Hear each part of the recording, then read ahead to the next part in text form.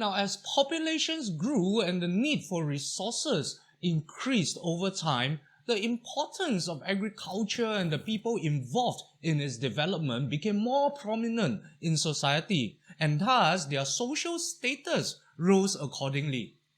Now, job specialization and workflow streamlining began appearing in tribal societies at this time, and the roles of master farmers and ministers of agriculture were kind of created to be specialists that were in charge of food production and agricultural matters to solve this very urgent need for the people.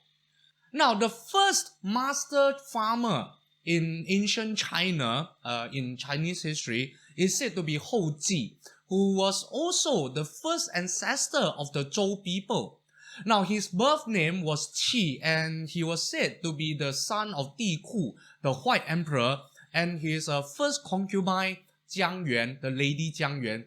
Now, legend has it that Lady Jiang Yuan got pregnant with Qi after she stepped into the footprint of a giant, and thus he was also seen as a child of divine birth.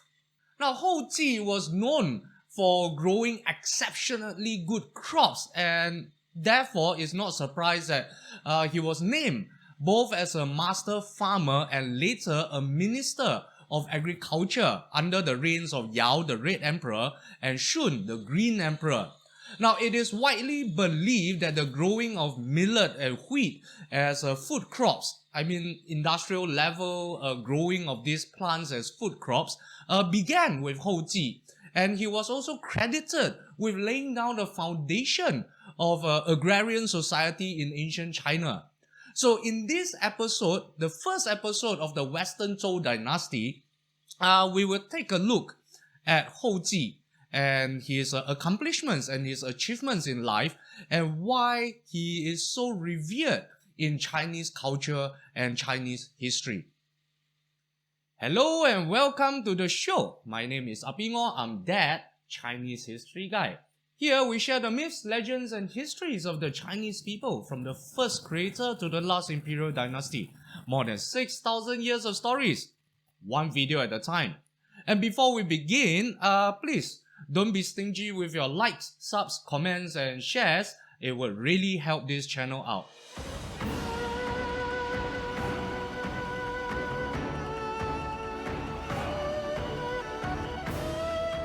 Legend has it that Lady Jiang Yuan, who was a daughter of the Youtai clan, was the first consort of Ku, the White Emperor. Now, however, she was unable to conceive for a very long time after their marriage and was therefore understandably extremely anxious for a child. Now, one day when Lady Jiang Yuan made her way to the well-known temple of Gao Mo, which was basically famous for its worship of the goddess that governed marriage and births, Lady Jiang prayed sincerely and prostrated herself before the statue of the benevolent-looking goddess, begging with all her heart to be blessed with a child. And when she looked up from her dedications, it seemed to her that the goddess, the statue of the goddess, nodded at her and smiled. And Lady Jiang Yuan believed that it was a sign of the goddess acknowledging her request. Now, after the prayers and the dedications, on their way back to the capital, to the palace complex, Lady Jiang Yuan found this gigantic footprint beside a pond, and feeling curious, she decided to step into this giant footprint to compare its size with her own foot. And just when her foot landed in this giant footprint, she felt a jolt, running through her body, and a warmth covered her. Now, when the entire entourage returned to the capital, returned to the palace complex, Lady Jiang told her attendants about this curious incident. And at this time, an elderly attendant, an elderly servant who heard this account remarked that it was surely a sign that she was blessed by the heavens and her wish to have a child would soon come true. Lo and behold, true to the servant's prediction, Lady Jiang Yuan was soon pregnant with child. However, after 10 months of pregnancy, instead of a human baby, Lady Jiang Yuan gave birth to a ball of meat, basically a meatball. And if it was to happen today, I guess medically we could say that she gave birth to one giant-sized tumor. Yeah. So, understandably, in fear and in shock, Lady Jiang Yuan ordered her personal guard to discard this strange ball of meat in a quiet alley far away from the palace. So this guard, took this giant meatball that his master just delivered and went about accomplishing his task.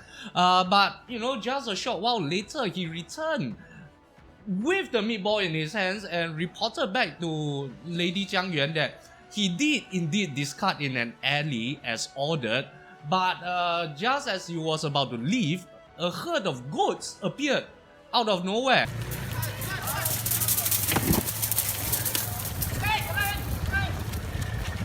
I mean, don't ask me how a herd of goats appeared in a city, but they did. So this herd of goats appeared and did something very strange. They seemed to show a great affection for this ball of meat and would not stop licking or sniffing at it. And in fact, they even carefully moved around it, to prevent stepping on it accidentally or to prevent injuring this ball of meat. And of course, the guard found this extremely strange and felt that, maybe this could be the work of some gods or some deities. So, yeah, to be on the safe side, let's bring this back to the palace and seek further instructions. Now, after hearing this account, Lady Jiang Yuan was even more fearful, because she believed that it was more likely the work of demons rather than gods. I mean, if it was the work of gods, why did they not let her deliver a proper, normal human child instead of, this strange object? So, yeah, she believed that it was more likely the work of demons, and she was now even more afraid. And so this time she ordered the guard to once again bring this ball of meat out, but to discard it into the deepest mountains in the wilderness. And once again, just after a very short period of time, the guard returned with the meatball again. Yeah, for the second time.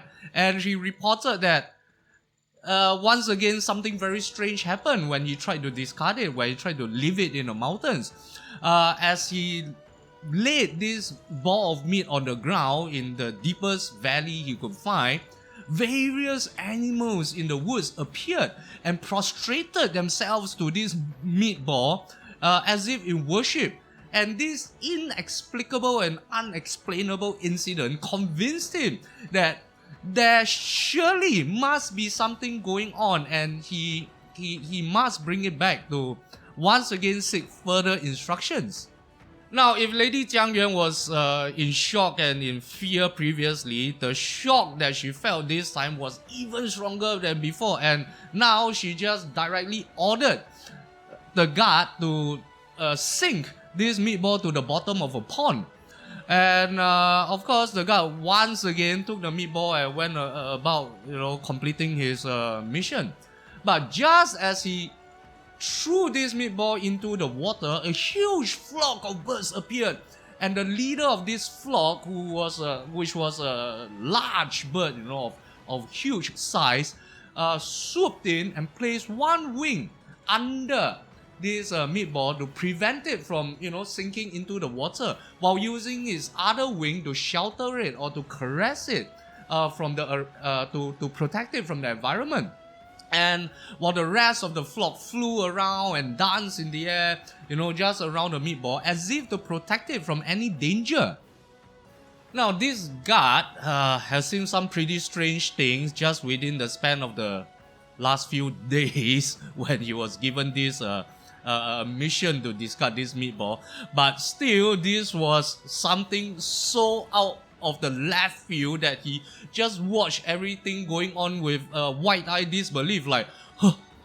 So, but he also knew that, this is already the third time he's been entrusted with throwing this mutant away, this freak of nature away, and he can't he can't bring it back to the Lady Jiangyuan once again, because he would definitely incur the wrath of his master and most probably lose his head over it. So he hardened himself and turned around, and just as he was about to leave, he heard the powerful cry of a baby, piercing through the air. And so he turned around and he looked, and he saw that the meatball had cracked open like an egg, and from within appeared a chubby and healthy little baby boy whose powerful cries reverberated around the entire area. So yeah, I guess third time's the charm for breaking a baby out of a meatball. So the guy quickly, picked up the baby and held him close to his chest, putting the baby under his own clothing to protect it from the environment. And he rushed back with the baby to deliver this miracle child to Lady Jiangyuan and told her exactly what happened. And it was only at this time that Lady Jiangyuan finally believed that this child, this baby boy, was a blessing from the gods, was a blessing from the heavens, and she was happy and relieved beyond belief that she did not, lose a child by mistake, by her own mistaken beliefs that it was an act of the demon, and all the shock and all the fear was by now replaced by a deep love that she felt for this child, for this son that she almost lost. And to remind herself of the grave mistake that she almost made, she named the baby boy Qi, which roughly translates to the abandoned. Now, from a very young age, this little Qi was very different from the other children of the land, the other children of his age. His idea of play, his idea of fun was to collect all the different wild grains and the wild seeds that he could find, scattered around the area. And he would then bury them into the ground with his own hands. And over time, he would observe with great interest, their growth process and the changes they go through as they grew. Now, when Qi grew into a young man, he saw that the people of the clan, of the land, have very unstable sources for food. They would scavenge for what they could find in the woods, and they would lead a roughly nomadic lifestyle, following wherever their prey would go. And a lot of times, if they could not find anything in the woods or they could not hunt any animals, people would go hungry, and death by starvation was an issue. And so not little anymore, the young man Qi felt that there should be a better solution, there should be a better way of ensuring a stable food source, a stable food supply for the people. Now, based on his observations throughout the years, Qi planted the best seeds that he could find for wheat, rice, soybeans, sorghum, and various other types of fruits and melons in a plot of land that he cultivated himself. He then took great care of these seedlings that sprouted by watering them diligently and weeding the grounds tirelessly, and observing the effects that his efforts would have on the growth of these plants. And the results of this exercise yielded outstanding crops of plum grains and juicy fruits. So seeing that there is some results, and seeing that there are some differences made through human intervention and through his own efforts, he then constructed tools from timber and stone to help him create even better environments for his crops to grow. Now, over time and through countless experiments, Qi was able to figure out the optimal environments and the seasons for planting the various crops and the various seeds to yield the best results. He then compiled his experiences and his knowledge and created a system of agricultural production, thereby solving the problem of having a stable food supply, a stable food source for his people. Now, seeing the results that he achieved, people from far and wide, from across the land, came to visit him, to learn from him, and to ask for his advice on growing food crops. And he was pretty selfless, in that he shared his knowledge. He taught the people, anyone who would want to learn, anyone who was interested, he taught them everything that he knew, and he helped them to slowly move away from the heavy reliance on scavenging and hunting for food. Now, of course, his reputation will grow over time, and when Yao, the Red Emperor, heard about his deeds and his accomplishments, he named Qi the master farmer, entrusting him with leading the people in agricultural activities. And when Shun ascended to the throne, he actually created the role of Minister of Agriculture and promoted Qi into that position. And on top of all that, he granted Qi the land of Tai. And all these titles and these lands were actually inherited by Qi's descendants throughout the ages. Some say until the time of King Wu of Zhou, or Zhou Wu Wang, who established the Zhou Dynasty, as we mentioned at the end of the previous series. Now, with all these titles and all these lands and all these rewards and his reputation, many people under those circumstances would have decided to take it easy and take a step back and enjoy the fruits of their labor by that time. But Qi was not most people. He was not many people. He still tirelessly worked to spread his techniques and his knowledge amongst the people, constantly improving upon them as he accumulated new knowledge and new experiences and learned new tricks. Under his guidance, agricultural productivity increased exponentially and brought huge benefits to the people of the land at that time. And when the great floods came, and Yu the Great, or Da Yu, was placed in charge of fighting the floods, Qi also played an important role in ensuring that the steady supply of food was not cut off, so the people would not die from starvation even if they controlled the floods. So what happened was that Qi led the people in reclaiming land from the wilderness to be cultivated into arable farmland. And he instructed the people to plant fruit-bearing trees in the mountains. And he taught them to dig irrigation channels and, wells for water to irrigate the farmlands and to water the plants. And his efforts basically ensured that food supply was not totally cut off during the flood years. Now, through his tireless efforts and the efforts of his followers, the level of agricultural productivity and the level of know-how and technological advancement in terms of agriculture increased rapidly in the lands of Tai. As we mentioned before, it was Qi's own fiefdom, his mini fiefdom. So, and it ensured this robust supply of food, and it spurred a massive population growth in the land. And this would form the foundation for the future development of the Zhou people that will come many generations later. Now, in recognition of his skills and his contributions to the people and to the land, the people took to calling him Hou JI, which roughly translates to King of Grains. And they also elevated his status, to that of the god of agriculture, to be worshipped by all future generations.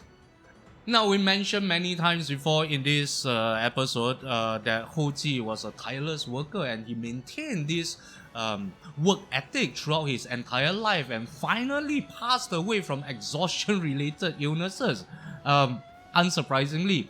And it was said that he passed away in this place called Jiwang, which is north of today's Shanxi province, Wenxi County, Jiwang Mountain.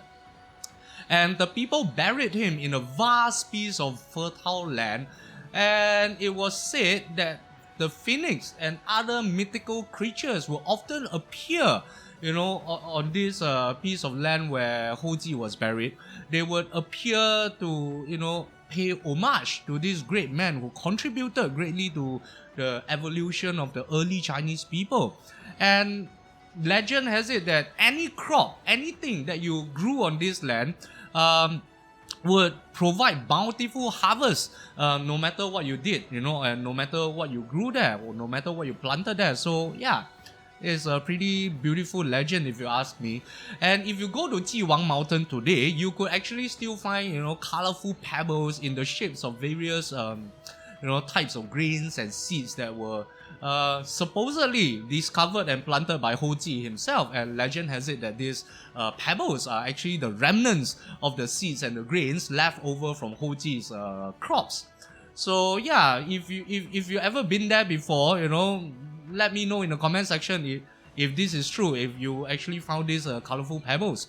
As Hou JI was believed to have shared his knowledge of agriculture on Jiwang Mountain, later generations actually built the Jiwang Mausoleum, the Jiwang Temple, and the Jiwang Pagoda at Jiwang Mountain as memorials to him. In the early Ming Dynasty, even the imperial court of the early Ming Dynasty started a tradition of holding worship rituals amongst the people, among the peasant class, on the 17th day of the 4th lunar month of every year to honor the memory of Hou JI and his contributions to agricultural development. And like all early, mythological characters in Chinese history, Hou JI was also posthumously given the title of a king and worshipped across the land in various temples that were raised in his honor. Right, so this episode will kickstart the new series on the Western Zhou Dynasty. Now, why is it the Western Zhou Dynasty and not the entire Zhou Dynasty? Now, this is an interesting point because the Zhou Dynasty as a whole was actually broken up into various periods. Basically, three major periods. We have the Western Zhou Dynasty, the Spring and Autumn period, and then the Warring States period. Now, technically, these three eras can be considered the Zhou Dynasty, but in actual fact, the imperial household of the Zhou Dynasty only had authority over the land during the Western Zhou Dynasty. And from the time that the capital moved from the west to the east, the Zhou kings technically became just figureheads and they did not wield any real power. So historians and scholars have split the entire Zhou dynasty into the Western Zhou and the Eastern Zhou, which basically is the Spring and Autumn and the Warring States. So this series we will just talk about Zhou dynasty from its foundation or from its first ancestor, like we spoke about today, Hou JI. From its first ancestor until the time where the capital moved from Haojing to Luoyang. So this will be a period that we will cover in this series called the Western Zhou Dynasty.